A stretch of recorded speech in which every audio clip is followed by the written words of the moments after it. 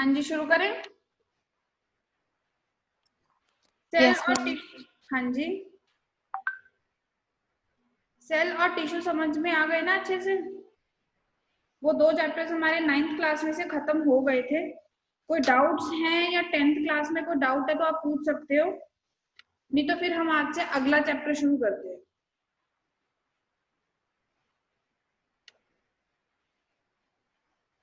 हाँ जी, any doubt, any issue in any chapter?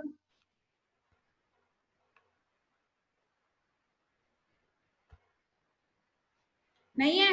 Okay, फिर हम शुरू करते हैं फटाफट से। ठीक है, ओके जी। आज हम अपने रिवीजन लेक्चर में शुरू करेंगे डाइवर्सिटी इन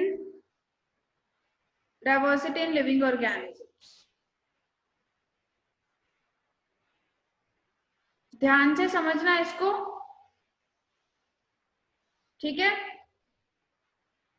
कोई कंफ्यूजन होती है तो पूछ लेना। सबसे पहले हम देखते हैं मीनिंग डाइवर्सिटी का क्या होता है। हाँ जी, कोई बताना चाहेगा डाइवर्सिटी का मीनिंग क्या होता है? सबसे पहले हमारे पास टर्म है diversity. Ma'am variety, yes, difference. Diversity का मतलब होता है डिफरेंसेस। अब ये हमने एक 10th के लेक्चर में भी किया था ना डाइवर्सिटी। तो जैसे कि हमें पता है डाइवर्सिटी डिफरेंसेस होते हैं, तो हम यहाँ पर बेसिकली स्टडी करते हैं बायोडाइवर्सिटी, मतलब हमारे लिविंग सिस्टम्स के अंदर कितनी डाइवर्सिटी है, कितने चेंजेस हैं, कितनी वैरायटी है, दैट इज बायोडाइवर्सिटी। अब हमें पता है हमारे लिविंग ऑर्गेनिजम्स में कितने तरह के ऑर्गेनिजम्स पाए जाते हैं, अलग अलग टाइप्स के ऑर्गेनिजम्स पाए जाते हैं, राइट? तो अब सपोज हमारे पास कहते हैं अप्रोक्सीमेटली 1.7 टू 1.8 मिलियन स्पीशीज पाई गई, मतलब इतनी स्पीशीज हैं जिनके बारे में हमें नॉलेज है। अब मैं आपको बोलूं कि इन सारी स्पीशीज के बारे में फटाफट आप नॉलेज गेन कर लो, या फिर आप थोड़ा थोड़ा इनके बारे में याद रखो। Is it possible for anyone? Scientist के लिए भी ये चीज पॉसिबल नहीं होगी कि वो 1.7 टू 1.8 मिलियन स्पीशीज के बारे में नॉलेज रख सके, राइट? इसीलिए हम क्या करते हैं, ऑर्गेनिजम्स को क्लासिफाई, ऑर्गेनिजम्स को हम क्या कर देते हैं, क्लासिफाई। क्लासिफाई करने का मतलब क्या होता है कि हम सिमिलर ऑर्गेनिजम्स को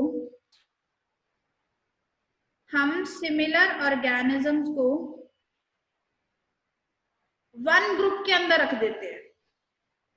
सेम ऑर्गेनिजम्स को हम एक ही ग्रुप के अंदर रख देते हैं, उसे हम क्या बोलते हैं, क्लासिफाई करना। जैसे कि सपोज आपके स्कूल में अगर टीचर्स ऐसे पढ़ाने लग जाएं कि चाहे वो छोटा बच्चा है चाहे वो बहुत बड़ा बच्चा है, बस सभी को इकट्ठे पढ़ाना है, इज इट पॉसिबल? नहीं है ना possible. Same age group, almost same age group के बच्चों को हम क्या करते हैं, एक साथ पढ़ाते हैं। लाइक नर्सरी के बच्चे एक ऑलमोस्ट एक ही एज के होते हैं, उन्हें अलग पढ़ाते हैं। KG, 9th class, 10th class, 11th, 12th, हम क्या कर रहे हैं यहाँ पर भी कि जो सेम है उन्हें हमने एक ग्रुप में रख दिया। स्कूल में वो ग्रुप क्या होता है, क्लास। जो स्टूडेंट सेम है उनको हम एक क्लास में रख देते हैं। सिमिलरली हमारे पास यहाँ पर होगा कि जो सेम ऑर्गेनिजम्स होते हैं हम उन्हें क्लासिफाई करके एक ग्रुप में रख देते हैं, दैट इज क्लासिफिकेशन, राइट? अब हमें क्लासिफिकेशन कभी भी वन स्टेप प्रोसेस नहीं होता कि मैंने सोचा कि चलो यार इस ऑर्गेनिज्म को हमने क्लासिफाई करना है, तो वो एक स्टेप में कभी भी क्लासिफाई नहीं होगा। नंबर ऑफ स्टेप्स इन्वॉल्व होते हैं क्लासिफिकेशन करने में, राइट? वहीं पर हमारे पास फिर आ जाती है हायरार्की। हमारे पास क्या आ जाती है, hierarchy of classification. Hierarchy of classification में हम क्या करते हैं, अब सपोज हम यहाँ पर एग्जांपल लेके चलते हैं। मैं आपको पहले एग्जांपल समझाती हूँ ह्यूमन बींग्स की। ह्यूमन बींग्स क्या है, एक स्पीशीज। अगर हम बात करें कि हम कौन से किंगडम को बिलोंग करेंगे, किंगडम एनिमेलिया, राइट? हम कौन सी क्लास को बिलोंग करेंगे, या फिर हम कह सकते हैं हम कौन से फाइलम को बिलोंग करेंगे, फाइलम कॉर्डेटा। हम कौन सी क्लास को बिलोंग करेंगे, मेमेलिया, एटसेट्रा।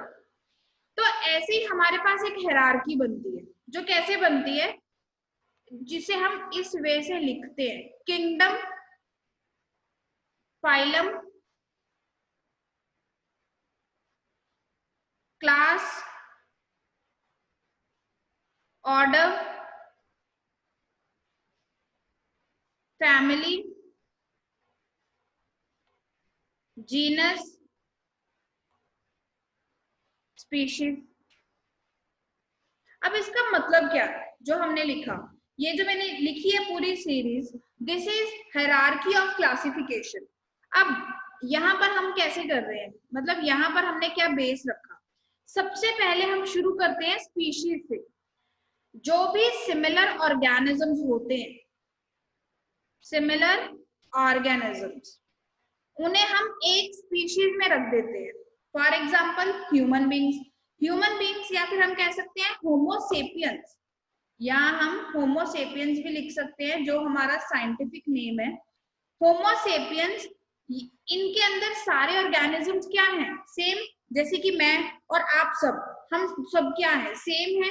तो हम सभी एक ही स्पीशीज को बिलोंग करते हैं, दैट इज होमोसेपियंस। या फिर हम कह सकते हैं सेपियन स्पीशीज को हम बिलोंग करते हैं। तो स्पीशीज के अंदर सिमिलर ऑर्गेनिजम्स आते हैं। उसके बाद हायरार्की अपवर्ड डायरेक्शन में जाती जाती है, दैट सिमिलर ऑर्गेनिजम्स को एक स्पीशीज में रख दिया, सेम स्पीशीज को हमने एक जीनस में रख दिया। देन फैमिली के अंदर सेम जीनस आएंगे, बहुत सारे जीनस है जिसमें थोड़ी थोड़ी सिमिलैरिटी है, उन्हें हम एक फैमिली में रख देते हैं। देन सेम फैमिलीज मिलकर एक ऑर्डर बनाएंगी, सेम ऑर्डर्स मिलकर एक क्लास बनाते हैं, सेम क्लास मिलकर, क्लासेस बोलेंगे, सेम क्लासेस मिलकर फाइलम बनाएंगे, और सेम फाइलम्स मिलकर एक किंगडम फॉर्म करेंगे। जैसे कि अगर मैं किंगडम की बात करूं, हम एग्जांपल लेकर चलते हैं किंगडम एनिमेलिया का। किंगडम एनिमेलिया के हम अंदर हम कितने सारे फाइलम पढ़ते हैं। For example phylum porifera, phylum coelenterata, phylum ctenophora तो आपको नहीं होता, phylum platyhelminthes, phylum aschelminthes, etcetera. तो ये सारे फाइलम्स अलग अलग फाइलम्स हैं, बट सभी को मिलाकर हम एक ही किंगडम में रख देते हैं, किंगडम एनिमेलिया। तो यहाँ पर भी हमने यही बोला ना कि सेम फाइलम्स को हम एक किंगडम में रख देते हैं। तो ऐसे ही ये क्लासिफिकेशन होती है। सबसे पहले हम ऑर्गेनिज्म को स्पीशीज में क्लासिफाई करते हैं, देन स्टेप बाय स्टेप हम उसे एक पर्टिकुलर किंगडम में रख देते हैं। क्लियर? तो इसी के साथ मतलब हमें क्लियर हो गया कि हायरार्की ऑफ क्लासिफिकेशन क्या है। फिर हमें एक आर.एच. विटेकर नाम का साइंटिस्ट था, आर.एच. विटेकर ने हमारे किंगडम, हमारे ऑर्गेनिजम्स को 5 किंगडम्स में क्लासिफाई किया। आर.एच. विटेकर ने ऑर्गेनिजम्स को 5 किंगडम्स में क्लासिफाई किया, जिसे हम बोलते हैं 5 किंगडम क्लासिफिकेशन। 5 kingdom classification. अब 5 किंगडम कौन कौन से थे? Kingdom Monera, kingdom protista, kingdom fungi, kingdom Plantae, kingdom animalia. ये हमारे पास 5 किंगडम्स हैं, kingdom Monera, protista, fungi, Plantae and animalia. अब आज हम इन सभी किंगडम्स को वन बाय वन डिस्कस करेंगे। आज हम सिर्फ मोनेरा, प्रोटिस्टा एंड फंजाई तक करेंगे, प्लांटे एंड एनिमेलिया हम नेक्स्ट लेक्चर के अंदर करेंगे। ठीक है जी? सो सबसे पहले हम शुरू करते हैं विद किंगडम मोनेरा। अब आपको किंगडम मोनेरा के केस में एक चीज याद रखनी है कि किंगडम मोनेरा के अंदर सारे यूनिसेल्युलर प्रोकैरियोटिक ऑर्गेनिजम्स आते हैं। Unicellular prokaryotic organisms kingdom Monera को बिलोंग करते हैं, राइट। इसका जो मेन मेंबर्स होते हैं वो कौन होते हैं? बैक्टीरिया। मतलब मेनली किंगडम मोनेरा के अंदर कौन आते हैं? बैक्टीरिया। अब सबसे इंपॉर्टेंट, बैक्टीरिया का न्यूट्रिशन।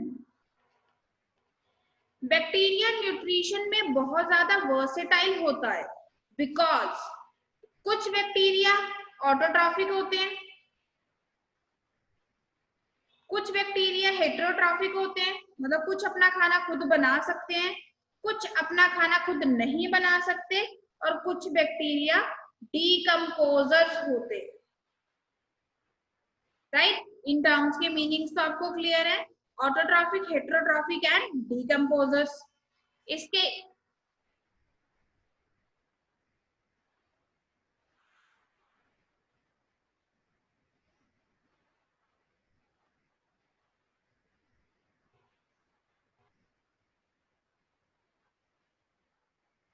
हाँ जी, इसके अलावा हमारे पास नेक्स्ट है, जो हमारे पास बैक्टीरिया है उनके अंदर रेस्पिरेशन।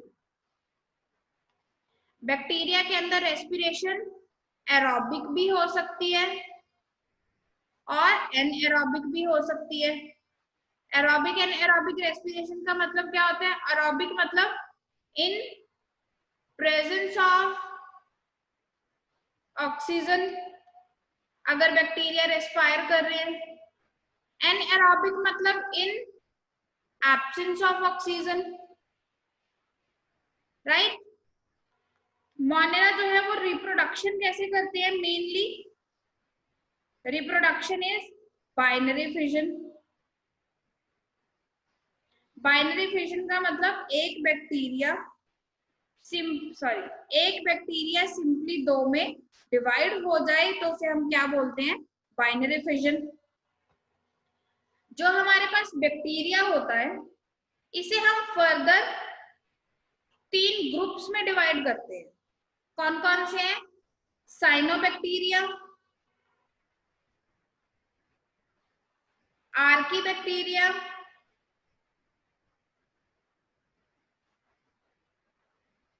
And mycoplasma. साइनोबैक्टीरिया की खासियत, इसे हम ब्लू ग्रीन एल्गे भी बोलते हैं। ये फोटोसिंथेसिस परफॉर्म करते हैं, मतलब कि सारे साइनोबैक्टीरिया फोटोसिंथेसिस परफॉर्म करते हैं। इसी के साथ साथ ये नाइट्रोजन फिक्सेशन भी करते हैं। आर्कीबैक्टीरिया की खासियत होती है ये जितनी भी हॉस्टाइल कंडीशंस है, जैसे कि हाई टेम्परेचर भी कहां तक? 96 डिग्री सेल्सियस तक। इतने हाई टेम्परेचर के ऊपर भी आर्कीबैक्टीरिया सरवाइव कर जाता है। माइकोप्लाज्मा का अदर नेम होता है PPLO, which is pleuro pneumonia like organism. इनके अंदर सेल वॉल एब्सेंट होती है, सेल वॉल इनके अंदर एब्सेंट होती है, और ये स्मॉलेस्ट बैक्टीरिया होते हैं। These are the smallest bacteria. तो ये चीज आपको याद रखनी है दैट माइकोप्लाज्मा स्मॉलेस्ट बैक्टीरिया होता है। इनके अंदर सेल वॉल एब्सेंट होती है, बट अगर हम इन जर्नल देखें तो इनके पास cell wall and plasma membrane दोनों ही प्रेजेंट होते हैं। क्लियर? तो ये था हमारे पास किंगडम मोनेरा। हाँ जी, किसी को कोई डाउट हो? मैम जो भी आपने लिखा कि सेल वॉल और प्लाज्मा मेम्ब्रेन दोनों प्रेजेंट होती है कि एब्सेंट? प्रेजेंट। किसमें मैम आपने बोला था? किंगडम मोनेरा के अंदर in general cell wall and plasma Okay. Membrane दोनों प्रेजेंट होती हैं, बट माइकोप्लाज्मा के अंदर सेल वॉल एब्सेंट है। ओके। हाँ जी बाकी एंड मैम, हाँ जी जो ये साइनोबैक्टीरिया है, इनको हम ब्लू ग्रीन एल्गे क्यों बोलते हैं? क्योंकि वैसे बच्चे एक तरफ बोल हम्म वैसे एक तरफ बोल रहे हैं साइनोबैक्टीरिया, फिर उनको ब्लू ग्रीन एल्गे बोल रहे हैं, तो साइनोबैक्टीरिया का अदर नेम है ब्लू ग्रीन एल्गे। एक्चुअल में साइनोबैक्टीरिया के कुछ कैरेक्टरिस्टिक्स एल्गे के साथ मैच करते हैं, इसीलिए हम इसे एल्गे मानते हैं, ठीक है। और दूसरी बात, जो हमारी एल्गे होती है वो मल्टी सेल्यूलर है, बट साइनोबैक्टीरिया क्या है, इट इज यूनिसेल्युलर। तो ये कंफ्यूजन हुआ, कंफ्लिक्ट हुआ कि साइनोबैक्टीरिया को हम एल्गे के साथ रखें या बैक्टीरिया के साथ रखें, क्योंकि cyanobacteria is unicellular but algae is multi cellular. दूसरी बात, ब्लू ग्रीन इसे इसलिए बोलते हैं क्योंकि इनके अंदर क्लोरोफिल पिगमेंट प्रेजेंट होते हैं जो इसे blue colour green colour provide करते हैं। इसी के साथ साथ इनके अंदर कुछ ऐसे पिगमेंट्स प्रेजेंट होते हैं जो इन्हें ब्लू कलर भी प्रोवाइड करते हैं, तो ये कुछ ब्लूइश कलर के दिखाई देते हैं। तो blue green algae, clear? Yes ma'am. हाँ जी, और कोई? बाकी को सब समझ में आ रहा है?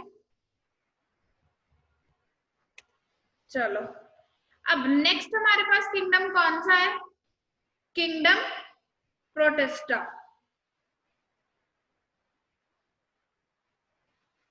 किंगडम प्रोटिस्टा के अंदर इनकी मेन खासियत है, किंगडम प्रोटिस्टा के अंदर सारे ऑर्गेनिजम्स यूनिसेल्युलर यूकैरियोटिक है।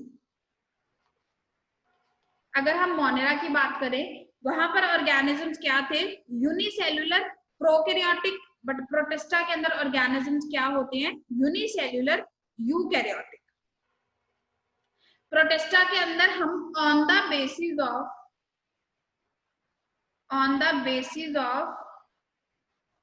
न्यूट्रिशन, चाहे आपके लेवल पे इतना है नहीं है ना इसके बारे में, ये चीज छोड़। हाँ जी, these are unicellular eukaryotic organism. Protista के अंदर ज्यादा नहीं करना। आपको एक चीज बहुत इंपॉर्टेंट यहाँ याद रखनी है, प्रोटिस्टा के अंदर एक ऑर्गेनिज्म आता है विच इज यूग्लिना। यूग्लिना के पास एक बहुत इंपॉर्टेंट खासियत है दैट ये प्लांट्स की तरह भी बिहेव करता है और एनिमल्स की तरह भी बिहेव करता है। मतलब यूग्लिना प्लांट्स जैसा भी होता है और एनिमल्स जैसा भी होता है, क्योंकि in the presence of sunlight, in the presence of sunlight, जो यूग्लिना होता है ये अपना फूड प्रिपेयर करता है। Okay, and in the absence of sunlight ये अदर ऑर्गेनिजम्स के ऊपर डिपेंडेंट है फॉर न्यूट्रिशन। अब अगर हम ये फर्स्ट पॉइंट देखें, ये किसके जैसा पॉइंट है? प्लांट्स जैसा। अगर हम ये वाला पॉइंट देखें तो ये बिल्कुल किसके जैसा है? एनिमल्स के जैसा। तो इसीलिए हम यूग्लिना को बोलते हैं that it is the connecting link, Euglena is the connecting link between plants and animals. Plants and animals के बीच में कनेक्टिंग लिंक का काम कौन करता है? यूग्लिना। ये इंपॉर्टेंट है, एनटीएससी पॉइंट ऑफ व्यू से इंपॉर्टेंट है कि यूग्लिना कनेक्टिंग लिंक का काम करता है प्लांट्स एंड एनिमल्स के बीच। क्लियर? बाकी प्रोटिस्टा के बारे में ज्यादा नहीं करना। इसके अलावा हमारे पास प्रोटिस्टा की और भी एग्जांपल्स हैं, जैसे कि एमीबा। एमीबा एक प्रोटिस्टा होता है, पैरामीशियम भी प्रोटिस्टा है। क्लियर? अब हमारे पास थर्ड किंगडम है, किंगडम फंजाई। अब किंगडम फंजाई की खास प्रॉपर्टी वही, it is multi cellular eukaryotic, multicellular eukaryotic होते हैं इसके अंदर organisms except yeast which is unicellular. Kingdom fungi के अंदर सारे मेंबर्स मल्टीसेल्यूलर होते हैं except one which is yeast. Yeast unicellular eukaryotic organism. Clear? Fungi की जो स्ट्रक्चरल यूनिट है, फंजाई की जो स्ट्रक्चरल यूनिट होती है उसे हम बोलते हैं हाइफे, राइट? और इनकी बॉडी बनी होती है माइसीलियम की। अब इसमें डिफरेंस बताती हूँ। अगर हम फंजाई की स्ट्रक्चर बनाएं, सपोज ये हमने बना दिया फंजाई,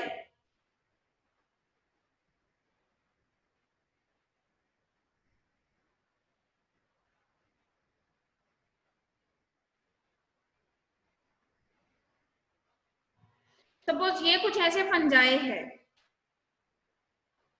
ठीक है?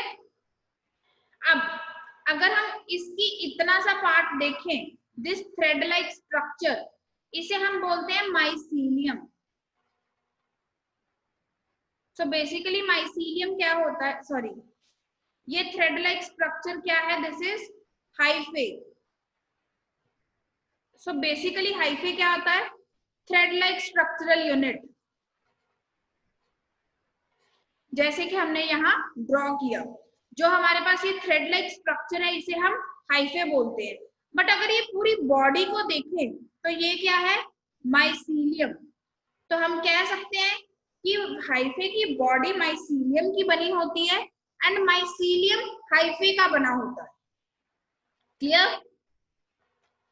जो हमारे पास फंजाई होती है, सारी फंजाई हेट्रोट्रॉफिक है, मतलब कि ये हमेशा दूसरों के ऊपर ही डिपेंडेंट है फॉर फूड।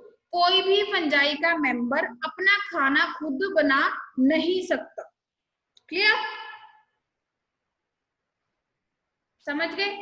अगर हम एग्जाम्पल की बात करें तो बहुत सारी एग्जाम्पल्स है फंजाई की, जैसे कि राइजोपस, म्यूकर, अगैरिकस। अगैरिकस क्या होता है? मशरूम।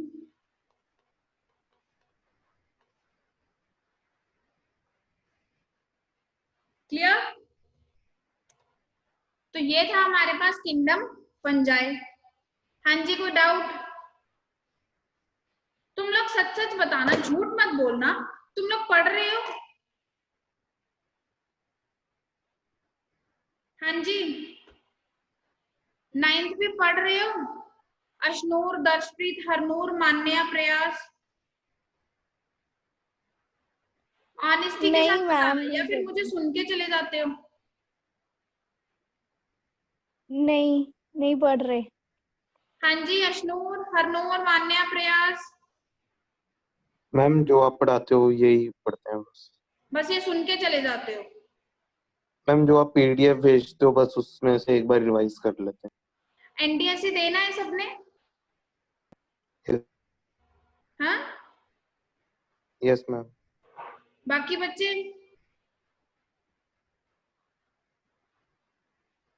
एनडीएससी देना है या नहीं देना? Yes ma'am. तो फिर Yes, पढ़ क्यों ma'am. नहीं रहे हो? मैम एग्जाम्स चल रहे हैं। Okay, Yes, ma'am. बाकी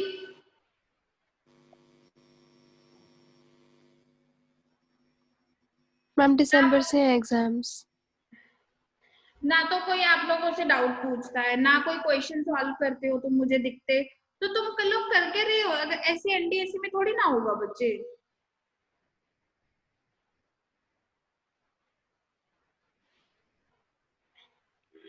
एक्सक्यूज मी मैम, हाँ जी, एक क्वेश्चन था मैम। बोलो। मैम ये मैं आपको पढ़ के सुनाती हूँ। In rhizopus tubular thread like structures bearing sporangia at their tips are called. इसके 4 ऑप्शंस हैं, filaments, hyphae, rhizoids and roots. इसमें से आंसर क्या है? क्वेश्चन दोबारा रीड आउट करना।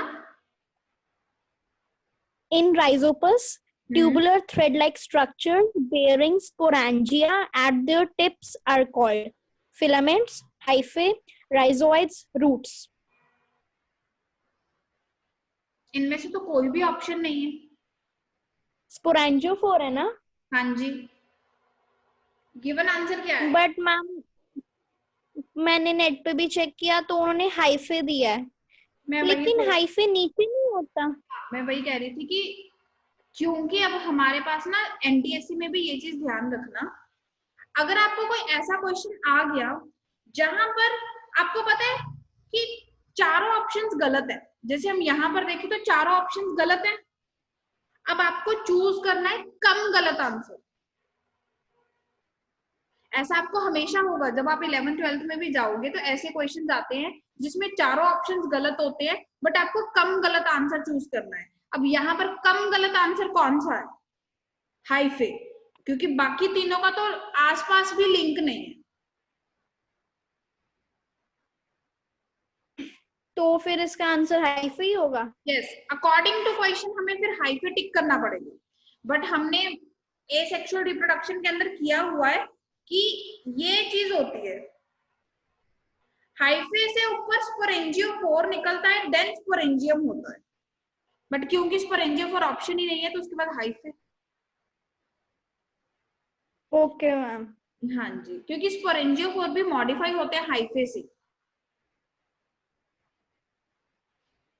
हाँ जी, तो अगली बारी पढ़ के आओगे?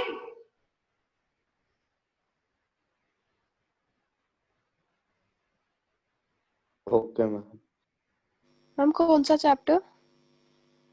जितने हमने अभी अभी इस संडे मैंने एनटीएससी में रखे हैं, सेल और टिश्यू चैप्टर। मैं आपको 9th रिवाइज करवा रही हूँ बच्चे, दोबारा से नहीं करवा रही हूँ, है ना? आप देखो कि मैं सिर्फ आपको ओवरव्यू दे रही हूँ, सो दैट आप उसके बाद बुकलेट से पढ़ो उसको और फिर डाउट्स पूछो।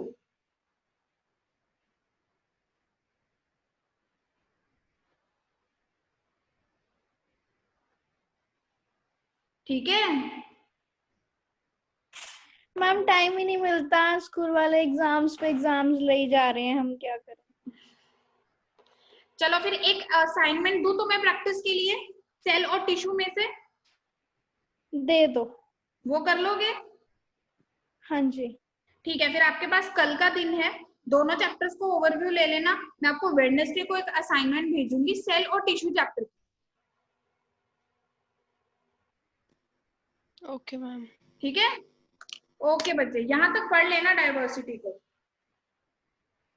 Thank you.